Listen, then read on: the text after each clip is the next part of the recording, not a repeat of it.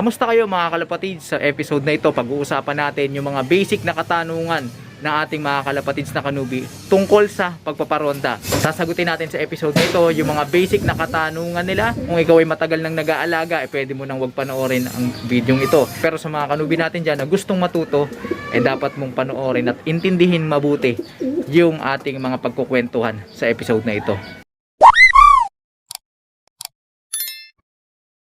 Alas 12 pasado at tignan nyo, napakainit ng panahon.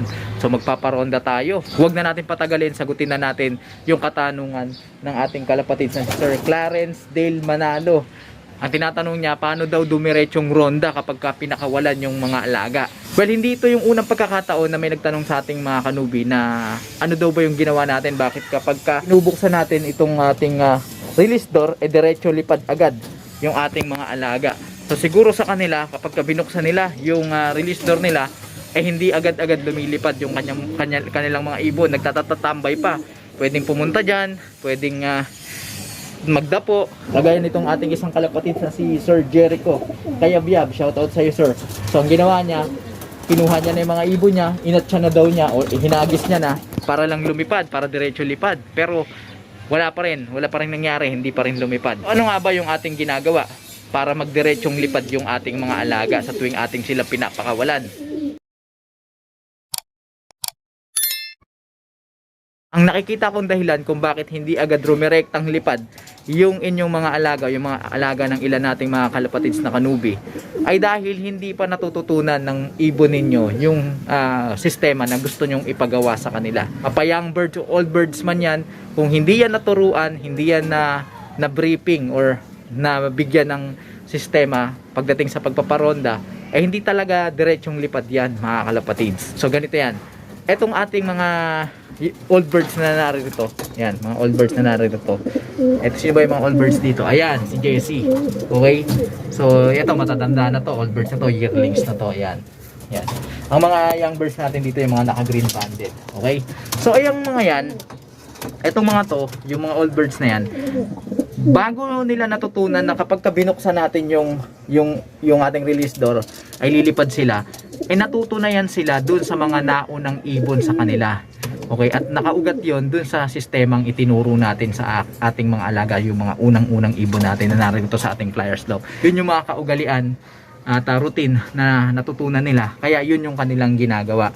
And then etong ating mga bagong young birds na naririto, ayan, yung mga naka green banded na yan, ganun din, nakikita nila kung ano yung aktuasyon, yung ginagawa ng ating mga alaga, na kapag binubuksan natin yung kanilang release door, nagsisiliparan sila. So eventually nakuha nila yun at nagagaya nila yung ganong kaugalian hanggang sa maging bahagi na ng kanilang sistema.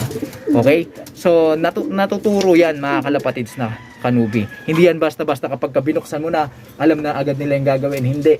Kailangan tinuturo natin yan sa ating mga alaga. Okay, so pag-usapan natin, paano natin tinuturo? So ito na mga kalapatids na kanubi, makinig kayo. Okay? So ang ginagawa ko ay kinukondisyon ko muna yung kanilang isipan. Alright? Halimbawa ngayon, paliliparin natin sila. Ang gagawin ko ay tutuktukin ko yung kanilang lock. Pwede akong maggawa ng ingay. So ayun, tingnan nyo, natuktok ko, pero tingnan nyo, naging alerto na yung ating mga alaga, di ba? Nagbabaan sa perch. Tingnan nyo, alis ka muna dyan. Kasi nga nasanay na sila na kapag tinuktok ko yung kanilang lock, ibig sabihin nun lalabas na, o paparondahin na natin sila. Sa una, hindi pa nila alam na kapag tumukto kayo, palalabasin yun sila. So anong dapat nyong gawin? Sasanayin ninyo, consistent na gagawin ninyo yan every time na palalabasin nyo yung ating mga alaga. Kapag narinig nila na tumuktok na kayo, parang ganito, ayan, tutuktok tayo, tignan nyo ang aktuasyon nila. Tutuktok ako, ayan, tingnan, di ba? Ayan, nag-uunahan na sila. So every time na maririnig nila na tumutuktok kayo, alam na nila kasunod yan, ronda. Ayan, wait pa iba. Ayan, ayun, rumonda, di ba? So ganun mga kalapatids na kanubi, kumbaga mina-mindset nyo yung kanilang kaisipan na every time na magtutuktok kayo, kakalampagin niyo yung kanilang loft, ibig sabihin niyon ay pakakawalan ninyo sila. Sa una, hindi pa nila alam yon. Maaaring pagka tinuktok natin, wala lang sa kanila, dead ma lang sila. Pero, ganun pa man, pagkatapos nyo tuktukin, tapos, buksan nyo yung kanilang release door, then, kung hindi sila nagre-react, bubugawin nyo sila. Okay, bubugawin nyo sila papalabas ng pliers lock. Okay, ngayon, maaaring lumabas sila dahil binugaw nga natin sila, pero magtatatambay naman sila dyan. So, hindi sila lilipad. So, ang gagawin ninyo, mga kalapatids na kanubi, ay pwede kayong gumamit ng stick, bubugawin ninyo sila, po-force fly nyo sila para maglipad. Okay? So, lilipad yung mga yan kasi binubugaw nyo eh. Okay? Ngayon, pagka nakita natin sila lumilipad na, ayun, magandang senyalis na yon bilang ating panimula. Then, kinabukasan, ganun ulit ang gagawin nating routine sa tuwing tayo ay magpaparonda. So, kakatok tayo, maaaring hindi pa rin sila mag-react dahil hindi pa nga sila sanay. Kakatok tayo, kakalampagin natin, tapos buksan yung release door. Tapos kung yun nga hindi sila nag-react, bugawin natin papalabas at i-force fly natin sila. So siguro una, pangalawa, pangatlong araw maaaring hindi pa sila sanay. Pero sa mga susunod na araw, asahan ninyo kapag ka narinig na nila yung pagtapik natin, narinig na nila, kita nyo po pwesto na yan dyan sila kasi alam na nila yung kasunod na mangyayari. Bubugawin natin sila at paliliparin natin sila. So sila na yung mismong gagawa ng ganung sistema na gusto nating ipagawa sa kanila kasi nakasanayan na nila. So doon nag-uumpisa yon. And then kung nasanay na yung mga ibon ninyo at meron kayong bagong mga young birds na iwinalay at inilagay na sa pliers lock ninyo, eventually yung ganung routine nakikita nila sa mga kasama nilang matatanda, yun na yung kanilang gagayahin at makakasanayan sa tuwing tayo ay nagpaparonda. Okay? Ayun, yung mga ibon natin, mga kalapatids, mukhang nag-ranging sa katanghalian. Napakainit ng panahon. Ayan, nakaka 10 minutes pa lang sila simula nung pinakawalan natin yung ating mga alaga. So, habang lumilipad yung ating mga ibon, pag-usapan muna natin, mga kalapatids, yung katanungan ni Sir Jillian Jim. So, sa kanya, sabi niya, 2 minutes lang daw yung nililipad ng kanyang mga ibon. Kapag pinaronda, 2 minutes lang ang tinatagal. So, paano daw ba ang pwede niyang gawin para mapatagal yung pagronda? So, meron na tayong episode dito na ginawa paano patagalin yung pagronda ng ating mga alaga. Yung mga ibon natin, tataas ng lipad. So, ilalagay ko dyan yung episode na yan. Pero ganun pa man, sagutin na natin para, alam nyo na, para rin sa mga kanubi natin na bagong nanonood dito. Naglalaro sa hangin yung mga ibon natin. Grabe. Tatag. Tanghaling tapat. Balik tayo din sa katanungan. Ano ba yung dahilan? Bakit 2 minutes lang or saglitan lang yung tinatagal ng ronda ng kanyang mga alaga? Banggit niya rin dyan sa katanungan niya na wala naman sakit at maayos naman yung kalagayan ng kanyang mga ibon. Gaya ng nabanggit natin sa mga nakaraan, maraming factors or dahilan kung bakit hindi tumatagal sa rondahan yung ating mga alaga. Okay? Nandyan yung sakit o yung hindi maganda ang kondisyon ng ating ibon. Siyempre, hindi roronda yan. Kung rumonda man, magdadapo at magdadapo agad yan. Isa pang dahilan yung motivation ng ating mga alaga. Halimbawa, tagpares yan o kaya naman ay mangingitlog siya or yung mangingitlog yung pares niya. So, habol yung ating mga alaga. Hindi yan lilipad. Hindi yan lalayo sa loft. Ang totoo, kapag hinagis mo yan, babalik agad yan dun sa pwesto ng kanyang pares. So hindi mo talaga mapapalipad ng matagal yan. Isa pang dahilan baka mahina pa o hindi pa develop yung kanilang stamina.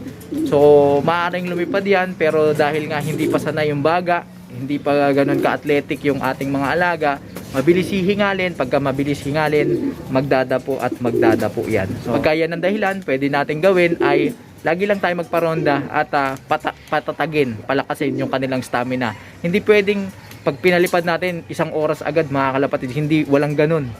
Parang tao lang din yan. Kumbaga hindi pwedeng mataas agad ang stamina. Kailangan gradual yung pagpapalakas ng stamina. Halimbawa, sa una, 2 minuto lang tinatagal nila. So kapag lagi natin sila pinaparonda at na-hit na nila yung 2 minutes mark, then pwede pa natin silang i-force fly o bugawin pa. Magiging 5 minutes yan. And then eventually kusa na yan mga kalapatids, kasi kapag ka lumilipad, giging praktisado na yung ating mga alaga. So tatagal na tatagal hanggang sa ma-reach nila yung 1 oras na liparan, 1 oras mahigit, at kung ano-ano pa. Diyan pumapasok yung kahalagahan ng pagtitraining sa ating mga alaga. Isa pang dahilan ay yung pagiging overfed or underfed ng ating mga ibon. Itong dahilan na to, ito rin siguro yung kasagutan sa katanungan ng ating kalapatids na si Sir Jericho Kayabyab. Tinatanong niya kung pagka pinaronda ba yung ibon, kailangan ba gutom o busog? Ano ba? Ano bang pwede?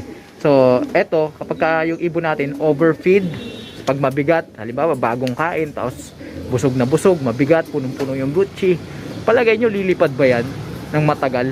Hindi, magdadapo at magdadapo yan. Ikaw ba naman busog na busog ka. Mabigat yung katawan mo, tsaka alam nyo na, di ba, ang tao nga pagka busog tinatamad, di ba? Tinatamad kumilos. So ganoon din yung ating mga alaga pagka masyado natin binusog. Pagka underfeed naman o yung walang laman yung butchi, gutom na gutom, asahan nyo hindi rin tatagal yan. Siyempre, anong gagamitin niyang gasolina sa pagsunog ng lakas habang lumilipad yung ating mga alaga? So wala rin. Kailangan eksakto lang mga kalapatids. Dito sa akin, ang ginagawa ko, pinaparonda ko o pinapalabas ko sa loft yung aking mga alaga para rumonda bago ako magpatuka. Kasi kapag nagpatuka ako mga kalapatids, anong gagawin yan? Tutukayan, kakain sila, tas then busog na. Kapag pinaronda natin yan, wala. Magdadapo lang yan at magpapahinga. So, ginagawa natin, papalabasin natin sila, hindi pa sila kumakain.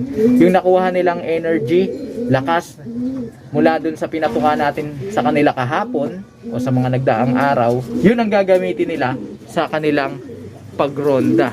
Kaya kahit walang laman yung mga butchi niyan, kumbaga nasa bloodstream na nila yung energy na kailangan nila o nagagamitin nila sa pagpaparonda natin sa kanila. Okay? So time check tayo. Ilang oras na ba yung lumilipad yung ating mga alaga? Hanggang ngayon wala pa sila. Ayun yung ating mga ibon. Ewan ko kung ilang oras na yan. Nalingat ako. Bantayan yung oras mga kalapatids. Okay. Ngayon, tungo tayo dun sa isang katanungan ng ating kalapatids. Tungkol pa rin sa pagpaparonda. Si Sir Samuel Bulataw. Pagka pinakawalan niya yung kanyang mga alaga, gabi na kung umuwi. Pag pinalipad niya, pinaronda niya sa hapon, hindi agad-agad pumapasok, gabi na kung pumasok. Okay?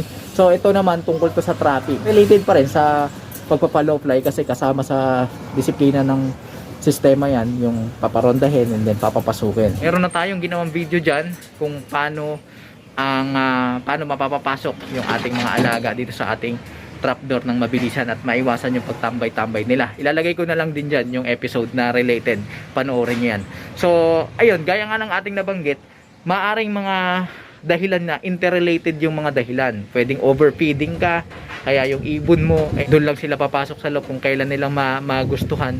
Kasi nga ganun, maaring overfeeding tayo, tapos yung nakakatuka sila sa labas. Alright? So, kailangan lagyan mo ng sistema, ng routine, yung ating mga alaga. Kailangan tayo yung nasusunod, hindi yung ating mga ibon. Kung mga young bird yan, pinakawalan mo sa hapon, nako, yung mga young bird na yan, layas yan lipad ng lipad yan, gusto niyan lumipad ng lumipad. So talaga hindi agad-agad papasok yan. Pero paano natin sila makokontrol? Ayun, yung pagmamotivate sa kanila, yung pagmamanage sa kanila sa pagpapatuka. So, ayan, yung episode na yan, balikan mo yan, sir. Yung mga related episode patungkol dyan, kasi dyan natin mas dinitalye yung ating pamamaraan. Kung paano natin napapapasok, nadidisiplinang pumasok yung ating mga alaga sa ating flyers loft at naiiwasan yung pagtambay-tambay nila, okay? So, huwag natin hahayaan yung mga ibon natin sa mga gusto nilang gawin. Kailangan nakatutok tayo at yung ginagawa nila ay nakabatay dun sa sistema na gusto natin. Okay? Kagaya nito, mga kalapatids, nagbabaan na yung ating mga alaga. At nandun na sila sa bubong, gumagalabog yung bubong natin. So papapasukin na natin sila dahil ayaw natin silang magtatambay pa. Time check natin mga kalapatids, ilang minuto na ba yung lipad nila? Ewan ko, nakalimutan ko. Okay na yan kasi mahirap i-force fly yan dahil talagang napakainit nga naman. At kawawa naman yung ating mga alaga. Basta sa atin ay tagtagin sila sa ganyang kainit na panahon.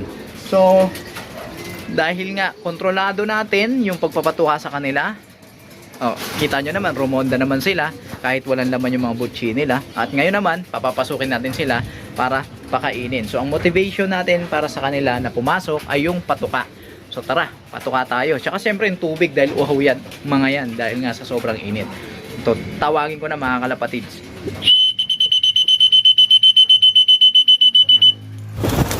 Bababaan na yung ating mga alaga. Tsaka ito, naalala ko yung katanungan pa nung isang kalapatids natin na nakita ko si Jessie bigla, naalala ko. Isa pa pala sa dahilan kung bakit yung iba matagal rumonda, tapos yung ibang ibon hindi ganong tumatagal rumonda, nasa bloodline din yan mga kalapatids. Kagaya ito ni Jessie. Ito, yung bloodline nito hindi talaga tumatagal sa pagronda. Bagamat dun sa mga ginagawa nating pamamaraan napapatagal natin siya. Pero wala talaga hindi talaga sila rondahin, masyado kasing territorial yung ganyang linyada mga kalapatids. May bloodline kasi to ng old line homer, yung mga borga. So yung mga ganong ibon talagang hindi talaga rondahin yun. Mapapansin nyo sa mga street fighting o street fight na race, yun yung ginagamit yung mga borga, di ba? Dahil iwas ronda kapag dumating, pasok agad. Kasi nga pinoprotektahan nila yung kanilang teritoryo sa loob. Lalo na kapag may pares yan sila. So papasukin na natin itong mga to. Ayan na. Naka-entrada na sila. Ayun. Alright. So patukain na natin to para magsipasok na yung ating mga alaga. Pagka nakita nila yung ating patuka nakalatag na, papasok na yan. Ayan. Sana ay nakakuha ng idea itong ating mga kalapatids na nagtatanong, maging yung mga kanubi natin mga kalapatids dito sa ating ginagawang kwentuhan. Kaya kung ikaw na nanonood ay hindi pa nakapag-subscribe, panginihintay mo, mag-subscribe ka na, hit mo na notification bell para updated ka sa ginagawa nating kwentuhan. Nakapupulutan ng mga ideya at uy!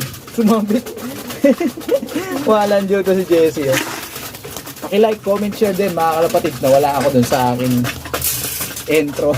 Like, comment, share din dito sa ating YouTube Tambayan para sa tuloy-tuloy nating kwentuhan, nakapupulutan ng mga ideya at kaalaman. Okay? So, paano mga kalapatids?